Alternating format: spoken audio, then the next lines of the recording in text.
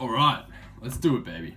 So, today I'm going to be taking you behind the scenes super quickly at how I made the ooh loop for my Spongebob Vini Vici mashup, which for some reason on SoundCloud has been getting a ridiculous amount of plays every single day since I put it up. It's hit like 16k now, nearly 600 likes, which actually kind of really frustrates me because it's got a lot more than a lot of my original tracks, which took a month versus 2 hours. So, anyways, it is what it is. Now, I'm going to be teaching you how to make this part right here. Captain! I can't hear you! Aye, Captain! Oh!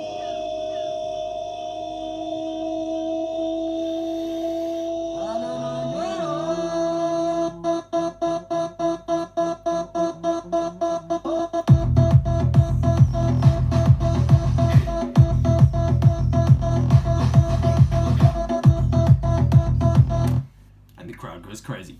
Alright, let's take you into Logic, and what we're going to do here is we're going to dive straight in. We're going to look at this SpongeBob SquarePants track, which, yes, I did purchase off iTunes, if you're wondering, $2.19 for this minute clip of SpongeBob. Thankfully, I used to love SpongeBob as a kid, though, so I'm happy to give back to the creators. I can't hear you! So we get that, and it basically goes into this O loop right here. Oh! Now all we need to do is grab the scissors tool and cut that, and then bounce it and make it its own sample. Now if you don't know how to do that, then I suggest watching a beginner tutorial on how to use Logic Pro, because I'm not going to be covering that.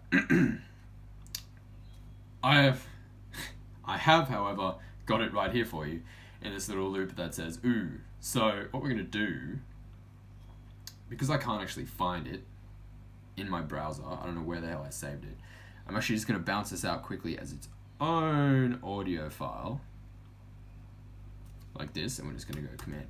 Actually, you know what, we're going to bounce it in place, Control B, there it is, just like that. It's going to be called ooh.bip2, new track, mute, leave, etc. Done. So here it is, it's called ooh.bip2. Now, we're actually going to dive into Logic's little known sampler, which most people use as a synth and actually have no idea of its real capabilities as a kick-ass sampler. People say Logic doesn't have a sampler, and you know, Ableton's superior at that and versus Logic because Ableton has this simpler and sampler and all this cool stuff. But, my friend, Alchemy is actually a really badass sampler that we're going to use for this. So what we're going to do, create a new software instrument track, dive in, there's Alchemy. Now first thing we're going to do is clear the bullshit. So we're going to file clear, and over here in advanced, click on this here, it's going to say saw, you're going to say import audio. Now here is our drop zone, so now in our finder we've got to go find where we save this ooh.bip.2, and here it is at the top. So we're going to drag this into the drop zone, boom, there it is. Now what we want to do is we actually want to keep this on the default settings. It's going to say spectral format spectral. I've tried the other ones, I've messed around with it, and the default just sounds the best for what we want to do. So hit import, it's going to load it in, come down here where it says A instead of global, and then click edit over here. Now we have our loop that we can play on the MIDI keyboard just like a piano. Ideally, if we don't have this muted, then we totally should be able to. There we go.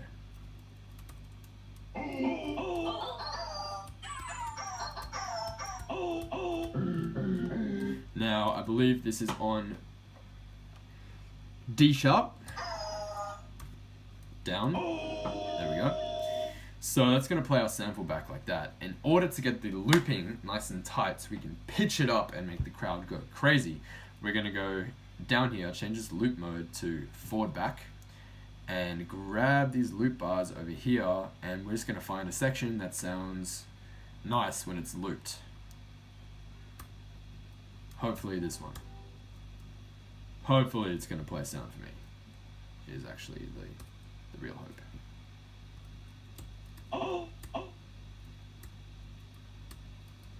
Papi, why you do this to me? Right, fuck me sideways. Let's get into this.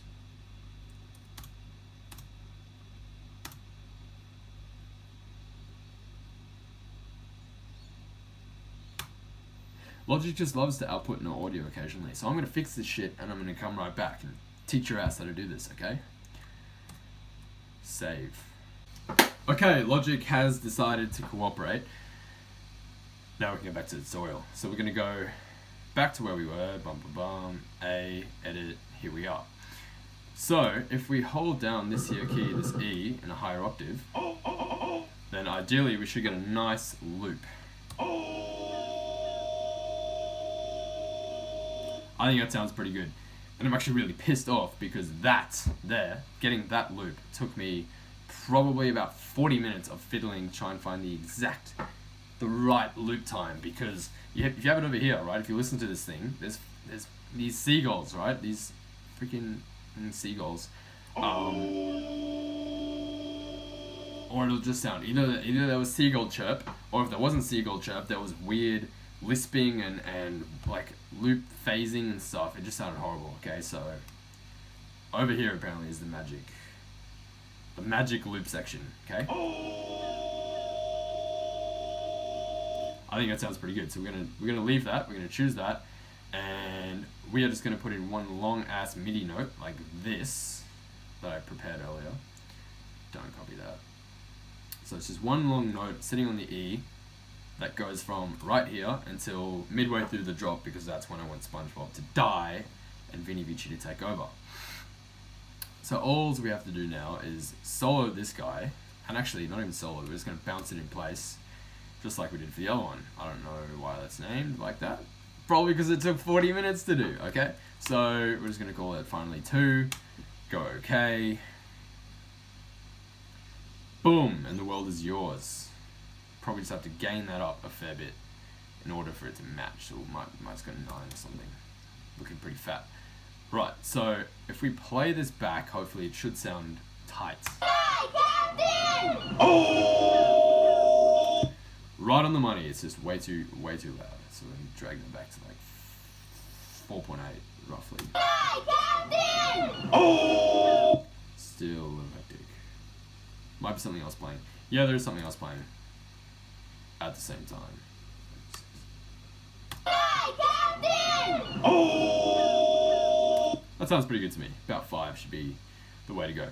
So now all we have to do is, because this is just going to keep looping over for days for the rest of the time, or until, halfway through the job. Now all we have to do is put sound shifter on there, or your pitching plugin of choice, and just automate it to go up a couple semitones, so it's a nice riser effect, and then blends into the key of the Vini Vici track. From memory, I think it's about 1 semitone, that's all. So we're just going to go over here to sound shifter, pitch, sense. Okay, now we're going to start here, or just over here somewhere. Let the O go for about a bar, and then start rising it up for the next 2 bars until the Vini Vici one comes in. That's going to go from 0 to 100, just like that. So it should sound like this. Oh!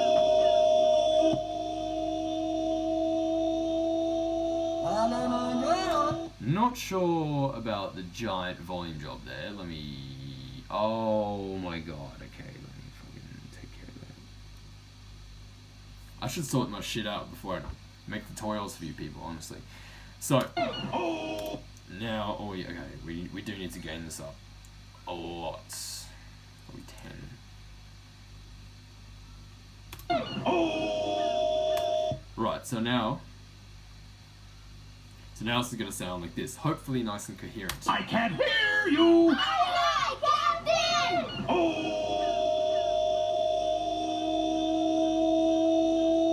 You can hear it rising slowly.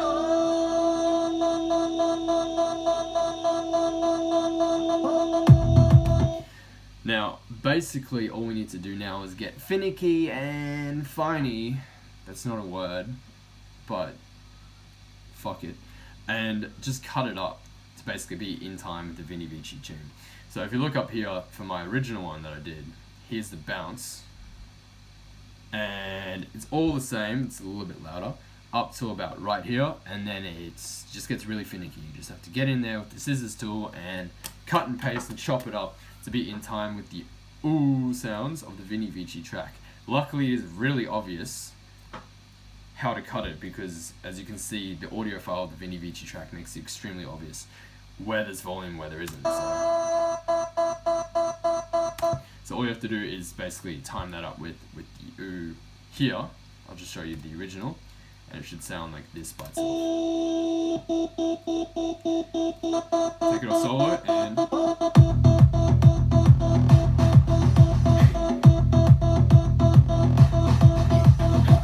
and make the crowd go wild. Bob's your uncle. Take care, that's how it's done.